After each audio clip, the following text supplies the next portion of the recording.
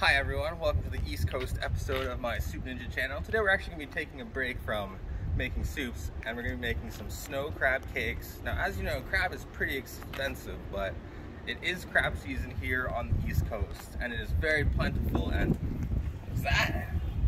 Some crab that was obviously not planted. Wow, it's very convenient considering I wanted to make some snow crab cakes today. Must be at least 6 pounds in here. Anyways, today I'm going to be showing you how to make very little filler, very much crab, budget-friendly crab cakes.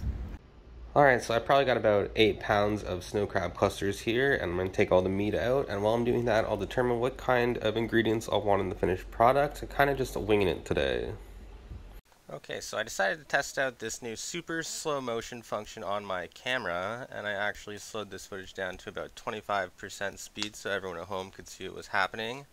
I ended up finding about 10 pounds of snow crab clusters, and after all was said and done, it came out to about 3 pounds of meat. Okay, so I've assembled the ingredients I'm going to put in the crab cake. I'm in a little bit of a rush today to see the Canada Day fireworks, so we're going to speed run this. I'm just going to show you everything that's going to go in them and process them off camera, but I'll show you the finished product. First, we have about 3 pounds of snow crab meat. We have our Earth Island Vegenaise. Not Vegenaise apparently, but whatever, it's okay. Onion powder, garlic powder, red bell pepper, French's Bold and Spicy Prepared Mustard. Dijon would have been my first pick, but this will also work perfectly fine. Old Bay seasoning, 1 Vidalia, sweet onion, green onion. I was going to use cayenne, but I found this Take Young red pepper powder, so I'm going to use that instead. Some eggs and some scrunchions, which are like fatback or pork lard, and I think they will go great in these, so that's what I'm going to be adding. Okay, so I finished my prep work, and I just wanted to show all the ingredients for scale. I forgot to mention that I'll be adding panko breadcrumbs on the mixture and on the outside as well. I'll be adding them depending on the moisture level. So I have my finely chopped white Vidalia onions. The scrunchions have been rendered off, they're very salty. I'll only be adding them to a portion of the crab cakes. The rest I'll replace with salt. Green onions, red pepper, the Take Young red pepper powder, which if you have to replace, it's like a mixture of smoked paprika and cayenne pepper together. Got the onion powder, the garlic powder, the Old Bay seasoning.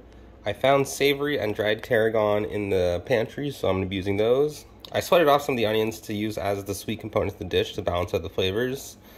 Got my Vegenaise or whatever it is. Dijon mustard and 4 eggs. Usually for 3 pounds of crab meat, I would use 2 eggs per pound of crab meat, but there was only 4 left in the package, so I added slightly more Vegenaise. And I just want to note, I really would like to add celery to the mix as well. There's a big bag of stuff that felt like celery in the fridge, but it turned out to be a big bag of rhubarb, so I don't have celery. But other than that, we're good to go. Okay, so I've got my crab cake mixture here, and as you can see, there's just a crazy amount of snow crab meat shredded in there. These will probably be pretty good. I'm gonna form them into maybe like 2.5 ounce hockey puck shapes today. Gonna go on the bigger side, and then I'll show you what it's like after I'm done. Okay, so I used half of the crab cake mixture. I decided to actually make these closer to 5 ounces since I won't get this opportunity to eat these snow crab cakes very often. And then I added the scrunchions to the rest of the mix. I'm gonna finish making the crab cakes. Okay, so I've made 10 jumbo crab cakes and 1 medium-sized one. I'm just gonna bread them with panko, throw them on here, and that'll be it. So I've breaded all the crab cakes, and all that's left to do is fry them up and enjoy them. And that's an easy way to use up all your leftover snow crab that I'm sure everyone has lying around.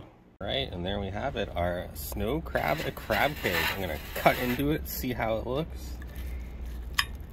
Look at that, all crab, nice and crunchy on the outside. Don't miss the egg coating. Let's give it a try. I made a quick tomato onion salad just with some red wine vinegar, olive oil, salt and pepper. It should cut the richness of the crab well. Yeah.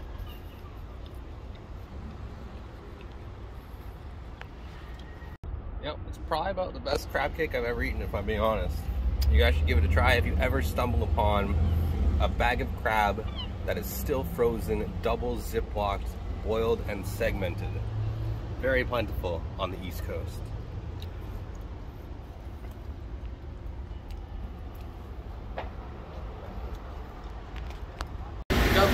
Like and subscribe to Soup Ninja!